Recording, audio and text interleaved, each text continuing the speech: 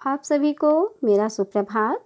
मेरा नाम अर्चना खरे है। मैं आपकी हिंदी शिक्षिका हूँ। आज मैं आपको हिंदी व्याकरण का पाठ 2 वर्ण विचार इसके बारे में बताएंगे। तो देखिए, जैसे कि नाम से पता चल रहा है वर्ण विचार, वर्ण पर विचार करना। तो देखिए, वर्ण क्या है, सबसे पहले हम ये जानते हैं। वर्ण भाषा की सबसे छोटी इकाई होती है जिसके टुकड़े नहीं किए जा सकते। इस प्रकार वे ध्वनि चिन्ह जिनके और खंड ना किए जा सकें वर्ण कहलाते हैं। वर्ण का दूसरा नाम अक्षर भी है। दूसरे शब्दों में भाषा की सबसे छोटी इकाई वर्ण कहलाती है। ठीक है, ये तो आपको पता चल गया वर्ण क्या है। अब वर्णमाला क्या है? वर्णों के व्यवस्थित समूह को वर्णमाला कहते हैं। अतः हम कह सकते हैं कि वर्णों के निश्चित क्रम में लिखे गए व्यवस्थित समूह को वर्णमाला कहते हैं। देखिए, अगर हमने उत्तर में लिख दिया वर्णों के समूह को वर्णमाला कहते हैं तो बिल्कुल गलत हो जाएगा। क्यों? क्योंकि वर्ण आपके आ अनार से लेके ज्ञा ज्ञानी तक के होते हैं, है ना। अगर हम आ के बाद का लिख दें, का के बाद माँ लिख दें, माँ के बाद ना लिख दें, तो क्या वो क्रम से है? नहीं है। तो वो जो क्रम से नहीं है ना, अनिश्चित क्रम में जो लिखे गए वर्ण होते हैं वो एक समूह में तो होते हैं, मगर व्यवस्थित ना होने के कारण वह वर्णमाला नहीं कहलाता। वर्णमाला कब कहलाएगा? जब हम निश्चित क्रम में उन वर्णों के समूह को रखेंगे। जैसे आ के बाद बड़ा आता है, छोटी, बड़ी, छोटा ऊ, बड़ा ऊ, री, ऋषि, ए, ओ, अंग, आहा, फिर काग वाली लाइन, फिर चा वाली लाइन, ऐसे करके पूरा क्रम से जब हम लिखेंगे तो वो जो समूह कहलाता है वो हमारा वर्णमाला कहलाता है। अगर हम आ के बाद का लिख देंगे, का के बाद ना लिख देंगे, ना के बाद माँ लिख देंगे, फिर पा लिखेंगे, तो वो एक क्रम से तो नहीं है, समूह तो कहलाएगा, मगर व्यवस्थित या निश्चित क्रम में समूह नहीं हुए, इसलिए वो वर्णमाला नहीं है। तो आप भी ध्यान रखिएगा, वर्णमाला किसे कहते हैं? वर्णों के व्यवस्थित या निश्चित क्रम में लिखे गए समूह को हम वर्णमाला कहते हैं। क्लियर? फिर देखिए, हिंदी की वर्णमाला में कुल 52 वर्ण बताए हैं। इनमें 4 प्रकार के वर्ण होते हैं। पहला स्वर, दूसरा व्यंजन, तीसरा संयुक्त व्यंजन, चौथा अयोगवाह। ठीक है, हिंदी की वर्णमाला इस प्रकार से। देखिए, आपकी वर्णमाला में 11 तो आपके स्वर हैं। छोटा, बड़ा आ, छोटी, बड़ी, छोटा ऊ, बड़ा ऊ, री ऋषि का, ए एड़ी का, ए ऐनक का, ओ ओखली का और औ औरत का। इस तरीके से आ से लेके औ तक आपके 11 वर्ण जो हैं वो स्वर कहलाते हैं।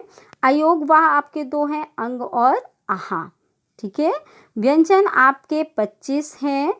क, ख, ग, घ, अंगा, च, छ, ज, झ, इया, ट, ठ, ड, ढ, अणा, त, थ, द, ध, न, प, फ, ब, भ, मा। ठीक है, इस तरीके से जो 25 आपके हैं वो क्या है? स्पर्श व्यंजन। कौन से व्यंजन कहलाएंगे? स्पर्श व्यंजन। इसमें डा के नीचे बिंदी और ढा के नीचे बिंदी, 2 ये अतिरिक्त व्यंजन इसमें और जोड़ दिए गए हैं। इस तरीके से स्पर्श व्यंजन की संख्या आपकी कितनी है? 27। कितनी है आपकी? 27। ठीक है, फिर इसके बाद देखिए, या, रा, ला, वा, ये अंतस्थ व्यंजन कहलाते हैं। ये अंतस्थ व्यंजन है 4। शा, शा, शा, हा, ये ऊष्म व्यंजन कहलाते हैं, जिनको कि बोलते समय मुख से गर्म हवा निकलती है। ठीक है, अंतस्थ व्यंजन होता है जो तालु को छूकर आपके व्यंजन निकलते हैं, उसे अंतस्थ व्यंजन कहते हैं। और जिस वर्णों को बोलने में हमारे मुख से गर्म हवा निकलती, गर्म श्वास निकलती है, वो ऊष्म व्यंजन कहलाते हैं। तो ये भी हमारी संख्या में कितने हो गए? 4। छ, त्र, ज्ञा और श्रा, श्रमिका, इन्हें संयुक्त व्यंजन कहते हैं। क्यों? क्योंकि ये 2 व्यंजनों के मेल से बनते हैं। 2 व्यंजनों के मेल से बने वर्ण को हम संयुक्त व्यंजन कहते हैं। ये भी 4 हैं। तो इस तरीके से देखिए, 11 आपके स्वर हो गए, 2 आपके अयोगवाह हो गए, 27 आपके स्पर्श व्यंजन हो गए, 4 आपके अंतस्थ व्यंजन, 4 ऊष्म व्यंजन, 4 संयुक्त व्यंजन। इस तरीके से हमारे व्यंजन की संख्या कितनी हो गई? 52। ठीक है, 52 आपके वर्णमाला में कुल वर्ण होते हैं। जिन वर्णों के उच्चारण के समय हवा बिना किसी रुकावट के मुख से निकलती उसे स्वर कहते हैं। आ, ई, उ, री, ओ। ठीक है, मतलब स्वर आपके जो 11 है ना, आप जब कोई भी स्वर बोल, जैसे आ, आ बोलते हैं ना, तो हमारे मुख से क्या किसी तरीके की कोई रुकावट आती है? सीधे हम उस वर्ण को बोल लेते हैं। बोलिए आ, ई, ऊ, री, ओ, ए। हमारे मुख से में किसी भी तरीके की कोई रुकावट नहीं होती। तो ये जो स्वर वह कहलाते, वह वर्ण कहलाते हैं जिनको हम स्वतंत्र रूप से बोलते हैं, बिना किसी रुकावट के। हमारे मुख से जो वर्ण निकलते हैं, इसकी दो परिभाषाएं हैं।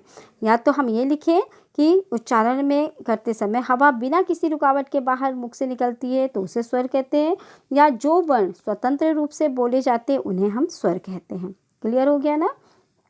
अब इसके बाद देखिए, आ और अंग और आहा को ना स्वर माना गया है ना व्यंजन, इन्हें अयोगवाह कहते हैं। ढ के नीचे बिंदी, ड के नीचे बिंदी हिंदी के विकसित व्यंजन हैं। इसके बाद देखिए स्वर के भेद। उच्चारण में लगने वाले समय के आधार पर स्वर के 3 भेद हैं। तो देखिए ह्रस्व स्वर किसे कहते हैं? देखिए 11 तो स्वर हैं हमारे, ये तो हमको पता है ना कि हमारे 11 स्वर हैं। अब 11 स्वर में जिन स्वरों को बोलने में हमें कम समय लगता है, ठीक है, ह्रस्व माने होता है लघु, लघु यानी छोटा।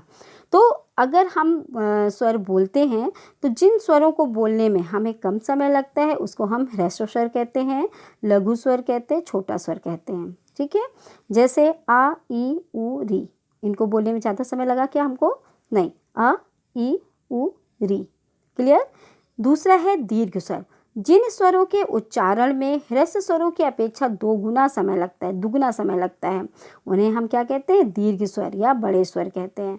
जैसे आ, ई, उ, ए, ओ, औ। इनको थोड़ा सा ज़्यादा समय लगा ना, तो ऐसे स्वर जो हैं वो हमारे दीर्घ स्वर में आते हैं। तो ह्रस्व स्वर की संख्या कितनी होती है? 4। ठीक है, और दीर्घ स्वर की संख्या होती है 7। 7 4 कितना हो गया? 11। तो हमारे कुल स्वर कितने हैं? 11। याद रखिएगा आप। ठीक है, इसके बाद देखिए प्लुत स्वर। जिन स्वरों के उच्चारण में ह्रस्व स्वर की अपेक्षा 3 गुना समय लगे उन्हें प्लुत स्वर कहते हैं। ये देखने में जैसे हिंदी का 3 लिखते हैं वो वैसा बनाया जाता है। इसका प्रयोग अधिकतर संस्कृत भाषा में किया जाता है। प्लुत स्वर का प्रयोग संस्कृत में अधिक किया जाता है। तो जैसे हम ओम, ओम बोलते हैं ना, देखिए ओम को बोलिए ओम, तो इसको बोलने में हमें ज़्यादा समय लगा ना। तो जो ऐसे स्वर होते हैं उन्हें हम प्लुत स्वर कहते हैं। क्लियर हो गया? स्वर के भेद, स्वर के 3 भेद हैं, ह्रस्व स्वर, दीर्घ स्वर और प्लुत स्वर। इसके बाद देखिए मात्रा चिन्ह। जब स्वरों का प्रयोग व्यंजनों के साथ मिलाकर किया जाता है तो उसका स्वरूप बदल जाता है। स्वरों के बदले हुए स्वरूप को ही हम क्या कहते हैं? मात्रा। स्वरों के बदले हुए स्वरूप को क्या कहते हैं? मात्रा। अब देखिए जो हमारे 11 स्वर हैं, 11 स्वर में हमारे छोटे आ की कोई मात्रा नहीं होती है। ठीक है, इसके बाद बड़ा आ की मात्रा, छोटी ई की मात्रा, बड़ी ई की मात्रा, छोटा ऊ की मात्रा, बड़ा ऊ की मात्रा, री ऋषि की मात्रा, ए की मात्रा, ए की मात्रा, ओ की मात्रा और औ की मात्रा। ये सभी मात्राएं जो हैं इनका जब प्रयोग करेंगे तो हम वर्ण व्यंजन, ठीक है, व्यंजनों के साथ मिलाकर इनका हम प्रयोग करते हैं तो नए शब्द का निर्माण होता है। ठीक है, अब देखिए रा और ऊ तथा बड़ा ऊ की मात्रा लगाते समय अधिक सावधानी की आवश्यकता है क्योंकि ये प्रायः व्यंजन के नीचे न लगकर रा वर्ण के बीच में लगती है, जैसे रू। ठीक है, रा के साथ जब ऊ लगता है, मिलता है, तो वो रा की मात्रा कहाँ लग जाती है? रा के पीछे। ऊ की मात्रा कहाँ लग जाएगी? रा के पीछे। ठीक है, शुरू, फिर शुरू ऊ के साथ में जब इसका प्रयोग होगा तो भी रा के पीछे होगी। ठीक है, जैसे रूप, रूस, जरूर आदि। तो ये ध्यान रखिएगा जब रा ऊ के साथ प्रयोग होता है तो उसकी मात्रा कहाँ लगेगी? पीछे। इसके बाद देखिए अयोगवाह। जो वर्ण ना तो स्वर होते हैं और ना व्यंजन, वे अयोगवाह कहलाते हैं। अयोगवाह का अर्थ है जो योग ना होने पर भी साथ में रहे। योग नहीं है मतलब जुड़ा हुआ नहीं है मगर फिर भी वो हर वर्ण के साथ में रहता है। ये 2 हैं, अंग और आहा। अनुस्वार, अंग किसको कहते हैं? अनुस्वार को। अंग किसको कहते हैं? अनुस्वार को। ठीक है, जिन वर्णों के उच्चारण में वायु नाक के सहारे निकलती है उन्हें अनुस्वार कहते हैं। इनको लिखते समय वर्ण के ऊपर बिंदु लगाते हैं, जैसे चंदा। चंदा आप बोलेंगे तो नाक से आपकी आवाज़ निकलेगी, चंदा। कंचन, तो इसका उच्चारण किसके द्वारा हो रहा है? नाक के द्वारा, अतः ये जो अयोगवाह का चिन्ह है वो कहाँ लगेगा, ऊपर बिंदी लग जाती है। ठीक है। फिर इसके बाद है आनुनासिक। जिन वर्णों के उच्चारण में वायु नाक तथा मुख दोनों से बाहर आती है उन्हें अनुनासिक कहते हैं। इनको लिखते समय वर्ण के ऊपर चंद्रबिंदी लगती है, जैसे आँख, आँख, नाक और मुंह दोनों का प्रयोग हो रहा है, नाक से भी उच्चारण हो रहा है और मुंह से भी हवा बाहर जा रही है। हंस, दांत, कांच, ठीक है, इसमें नाक और मुख दोनों का उच्चारण हो रहा है, इसलिए ये अनुनासिक वर्ण कहलाते हैं। और जिनमें केवल नाक से बाहर हवा निकलती है वो अनुस्वार कहलाते हैं। इसके बाद देखिए विसर्ग। इसका प्रयोग स्वतंत्र रूप से कहीं नहीं होता, इसका उच्चारण आधे हा के समान होता है, इसे विसर्ग द्वारा दर्शाया गया है। जैसे प्रातः, हा का उच्चारण हो रहा है, नमः, हा का उच्चारण हुआ ना, दुख, तो इसमें जहाँ पे हा का उच्चारण होता है वहाँ पे विसर्ग को दर्शाया जाता है। क्लियर है ना। किसी भी व्यंजन के नीचे हल चिन्ह लगा दिया जाए तो वह आधा हो जाता है, स्वर रहित हो जाता है। फिर इसके बाद देखिए व्यंजन। जिन वर्णों के उच्चारण में वायु थोड़ी रुकावट के साथ मुंह से बाहर आती है तथा उनके उच्चारण में स्वयं वर्णों की सहायता होती है उन्हें व्यंजन कहते हैं। एक तो ये परिभाषा हो गई। दूसरी परिभाषा होती है जो वर्ण स्वतंत्र रूप से नहीं बोले जाते या जिन वर्णों में स्वर की सहायता ली जाती है उन्हें हम व्यंजन कहते हैं। व्यंजन बिना स्वर की सहायता के नहीं बोले जाते। व्यंजन बिना मतलब स्वतंत्र रूप से नहीं बोले जाते, इनमें हवा मुख से नाक से बाहर निकलती है तो अभी ये व्यंजन तैयार होते हैं। अब व्यंजन के भेद देख लीजिए कितने हैं। व्यंजन के 3 भेद बताए गए हैं। पहला है स्पर्श व्यंजन। जिन व्यंजनों का उच्चारण करते समय वायु मुख के किसी भाग का स्पर्श करती हुई बाहर आती है उन्हें स्पर्श व्यंजन कहते हैं। इनकी संख्या कितनी है, 27। जैसे क वर्ण, क वर्ण को जब हम उच्चारण करते तो आवाज़ कहाँ से निकलती, गले से, कंठ यानी गले से। क ख ग घ अंगा, गले का प्रयोग हुआ। च वर्ण का उच्चारण जब करते हैं तो तालु, जीभ हमारी तालु को छूती है। च छ ज झ इया। टा वर्ण का उच्चारण करते हैं तो मूर्धा, मूर्धा यानी जो तालु और जीभ के बीच का भाग होता है, नोक, जो जीभ की नोक होती है ना वो जो है तालु में छूती है। देखिए टा ठा डा ढा अणा, ठीक है, जो जीभ की नोक है वो तालु में आपकी छूती, ये होती है मूर्धा। ता वर्ण का प्रयोग दांत में होता है, दांत के द्वारा ता था दा धा ना, जीभ दांत को छूती हुई प्रयोग करती है। पा वर्ग का प्रयोग ओठ से होता है, प फ ब भ म, ठीक है। तो उच्चारण का जो स्थान दिया है वो आप ध्यान रखिए, घर में इसकी प्रैक्टिस करिए, अपने आप आपको पता चल जाएगा। क वर्ण गले से बोला जाता है, चा वर्ण तालु से, जीभ तालु को छूती है, ठीक है। टा वर्ण जो जीभ की नोक होती है वो तालु को छूती हुई निकलती है। ता वर्ण में जीभ दांत को छूती हुई है। पा वर्ग में ओठ का प्रयोग किया गया है। तो इस तरीके से 27 जो हमारे व्यंजन हैं वो स्पर्श व्यंजन हैं। इसके बाद देखिए अंतस्थ व्यंजन। जिन व्यंजनों के उच्चारण में जीभ मुख के विभिन्न भागों को पूरी तरह स्पर्श नहीं करती, जीभ मुख के विभिन्न भागों को पूरी तरह स्पर्श नहीं करती, उन्हें अंतस्थ व्यंजन कहते हैं। ये 4 होते हैं, या रा ला वा, ठीक है। तो देखिए या रा ला वा बोलिए, जीभ हमारे तालु को, दांत और ओंठ को स्पर्श होता है। जीभ जो है हमारी ओंठ को, तालु को और दांत को, तीनों चीज को छूती जब उसे वर्ण निकलते हैं तो वो अंतस्थ व्यंजन कहलाते हैं। ऊष्म व्यंजन। जिन व्यंजनों के उच्चारण में वायु मुख से रगड़ खाकर ऊष्मा उत्पन्न करती, ऊष्मा यानी गर्म सांस छोड़ती है, तो ऊष्म व्यंजन होते हैं। ये 4 हैं, जैसे सा सा हा, ठीक है। इनको संघर्षी व्यंजन भी हम कहते हैं क्योंकि संघर्ष घिसते हुए आगे निकलते हैं, रगड़ खाते हुए आगे निकलते हैं, इसलिए इन्हें हम संघर्षी व्यंजन भी कहते हैं। सा हा, आप घर पे इसका प्रयोग करके देखिएगा, आप बोल के देखिएगा, आपके मुख से गर्म हवा निकलेगी। तो ये जो है वो ऊष्म व्यंजन कहलाते हैं। इसके बाद देखिए संयुक्त व्यंजन। 2 विभिन्न ध्वनियों को एक अक्षर के रूप में लिखा जाता है तो उन्हें संयुक्त व्यंजन कहते हैं। मतलब 2 ध्वनि जब आपस में मिलती है जिसके द्वारा जो अक्षर तैयार होता है उसको हम संयुक्त व्यंजन कहते हैं। जैसे क धन सा, छा बन गया, जा धन इया, या बन गया, ता धन रा, त्रा बन गया, शा धन रा, श्रा बन गया।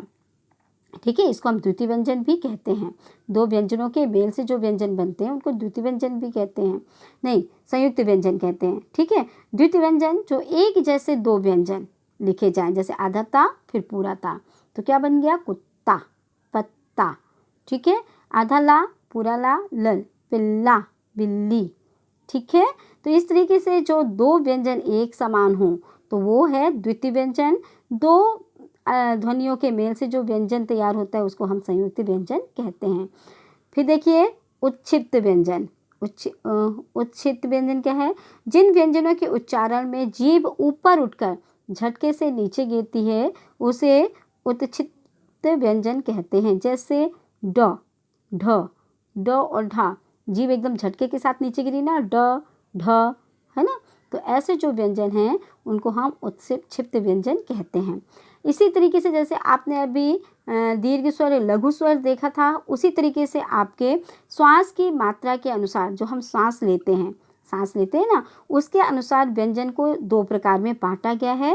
पहला अल्प महाप्राण, दूसरा अल्प प्राण, दूसरा महाप्राण। अल्प प्राण में को बोलने में कम समय लगता है और महाप्राण के जो व्यंजन है उसको बोलने में अधिक समय लगता है। तो देखिए अल्प प्राण व्यंजन क्या है, जिन व्यंजनों के उच्चारण में थोड़ा परिश्रम करना पड़ता है, अर्थात उच्चारण में श्वास की मात्रा कम होती है, उन्हें अल्प प्राण व्यंजन कहते हैं। प्रत्येक वर्ग का पहला, तीसरा तथा पांचवा वर्ण अल्प प्राण व्यंजन है। समझ में आया, पहला, तीसरा और पांचवा वर्ण, जैसे का वाली रही ना, का ख ग घ अंगा, तो का पहला, गा तीसरा और अंगा पांचवा, ऐसे जो वर्ण हैं वो अल्प प्राण व्यंजन कहलाते हैं। इसके बाद महाप्राण व्यंजन देख लीजिए, जिन व्यंजनों के उच्चारण में श्वास की मात्रा अल्प प्राण से दोगुनी हो जाती है उसे हम महाप्राण व्यंजन कहते हैं। इसमें वर्ग का दूसरा और चौथा वर्ण महाप्राण व्यंजन कहलाता है। जैसे का की मात्रा में हमने बोला था क ख ग घ, का वर्ग में बोला था ना 5 वर्ण होते हैं का वर्ग में, तो का वर्ग के 5 वर्ग में पहला, तीसरा और पांचवा आपका अल्प प्राण में आ गया, दूसरा और चौथा यानी ख और घ ये आपका महाप्राण में आ गया।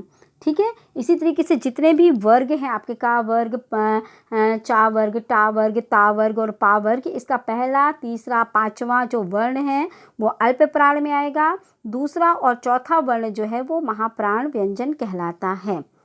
क्लियर हो गया, आपको समझ में आ गया होगा। अब देखिए वर्ण भाषा की सबसे छोटी इकाई होती है तथा इसके टुकड़े नहीं किए जा सकते। दूसरा, वर्णों के निश्चित क्रम में लिखे गए व्यवस्थित समूह को वर्णमाला कहते हैं। तीसरा, जिन वर्णों का उच्चारण करते समय वायु बिना किसी रुकावट के मुख से बाहर निकलती है उन्हें स्वर कहते हैं। जिन वर्णों का उच्चारण करने में वायु का घर्षण के साथ मुख से बाहर आती है उन्हें व्यंजन कहते हैं।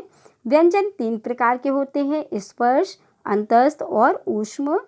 श्वास की मात्रा के आधार पर व्यंजन 2 प्रकार के होते हैं, अल्प प्राण तथा महाप्राण। यदि किसी व्यंजन के नीचे हल चिन्ह लगा दिया जाए तो वह आधा हो जाता है। 2 समान व्यंजनों के बने व्यंजन को द्वितीय व्यंजन कहते हैं। तो मुझे उम्मीद है कि यह पाठ आपको समझ में आ गया होगा। इसके बाद देखिए इसी पाठ के कुछ विकल्प वाले क्वेश्चन है वो हम करवा देते हैं। तो सही विकल्प, भाषा की सबसे छोटी इकाई को वर्ण कहते हैं। निम्नलिखित में ह्रस्व स्वर है ई, निम्नलिखित में दीर्घ स्वर है ओ, निम्नलिखित में स्पर्श व्यंजन है का। प्रत्येक वर्ग का दूसरा और चौथा वर्ण जो है वो महाप्राण के अंतर्गत आता है। निम्नलिखित में द्वितीय व्यंजन है कक, आधा का और का। रिक्त स्थानों की पूर्ति देख लीजिए। जिन स्वरों के उच्चारण में कम से कम समय लगता है उसे ह्रस्व स्वर कहते हैं। दूसरा, वर्णों के निश्चित क्रम में व्यवस्थित समूह को वर्णमाला कहते हैं। तीसरा, श ऊष्म व्यंजन है। चौथा है, श्वास की मात्रा के आधार पर व्यंजन 2 प्रकार के होते हैं। री का प्रयोग केवल संस्कृत में ही के शब्दों में होता है। इसके बाद देखिए सही गलत है। आ स्वर की मात्रा व्यंजन के साथ मिली होती है, सही है। क ख या महाप्राण व्यंजन है, गलत। अयोग वह का अर्थ है जो योग ना होने पर भी साथ रहे, सही। सही। छ त्र ज्ञा द्वितीय व्यंजन है, गलत। किसी व्यंजन के नीचे हल लगाने पर वह स्वर रहित हो जाता है, सही। अब प्रश्नों के उत्तर हम आपको बाद में करवाएंगे। निम्नलिखित शब्दों के उदाहरण वर्ण विच्छेद कीजिए। जैसे नीरज है, ना में हलंत लगा है, इसमें मात्रा किसकी लगी, ई की, तो हमने ई लिख दिया। फिर धन का निशान लगाया, फिर रा के नीचे हलन, फिर धन का निशान लगाया, फिर आ लिखा है, फिर जा के नीचे हलन, फिर आ लिखा है धन लगा के। तो इस तरीके से हमारा ये वर्ण विच्छेद मतलब वर्ण को अलग करके लिखना, ठीक है, ये है। इसको हमने आपको करके दिया हुआ है, आप इसको करिएगा। जैसे कालिदास, का हलंत, फिर बड़ा आ की मात्रा है, फिर ला में हलंत है, फिर छोटी ई है, फिर दा में हलंत है, फिर बड़ा आ है, फिर सा में हलंत है, फिर आ है, तो कालिदास बन गया। इसी तरीके से र धन आ धन मा धन आ धन चा धन आ धन रा धन ई धन ता धन आ धन मा धन आ धन ना धन आ धन ना धन सा सा के बाद फिर आ, ठीक है। इसी तरीके से गोपाल का है, विद्यालय का है, मेरठ का है, मैंने लिख दिया है। आप अपना वर्ण विच्छेद इसी तरीके से लिखिएगा। इसके बाद जो वर्ण विच्छेद दिया हुआ है उनसे शब्द आपको बनाना है, वर्णों को जोड़कर मिलाकर शब्द बनाना है। तो पहला शब्द है आपका व्याकरण, दूसरा शब्द है संस्कृत, तीसरा शब्द है महाभारत, चौथा शब्द है आपका सामाजिक, पांचवा शब्द है राजनेता, छठवां शब्द है आपका अमेरिका। इसके बाद है निम्नलिखित शब्दों में प्रयुक्त मात्राओं के रूप तथा उनके भेद लिखिए। जैसे कोयल, कोयल में ओ की मात्रा लगी है, इसका भेद है दीर्घ स्वर, ठीक है। रूप में भी ऊ की मात्रा लगी है, बड़ा ऊ की मात्रा लगी है ना, तो ये दीर्घ स्वर कहला जाएगा। भाषा में आ की मात्रा लगी है, ये भी दीर्घ स्वर है। किरण में छोटी ई की मात्रा है, इसलिए ये ह्रस्व स्वर है। कुल में छोटा ऊ की मात्रा है, इसलिए ये ह्रस्व स्वर है। पौष में औ की मात्रा है, इसलिए ये दीर्घ स्वर है। तो आप इन जिस तरीके से मैंने पुस्तक में किया है आप इसी को पुस्तक में करिएगा। हम प्रश्नों के उत्तर आपको अलग से लिखकर भेजेंगे, तो आप उसको कॉपी में करिएगा और जहाँ भी आपको समझ में नहीं आता है आप पुनः पूछने की कोशिश करिएगा। धन्यवाद।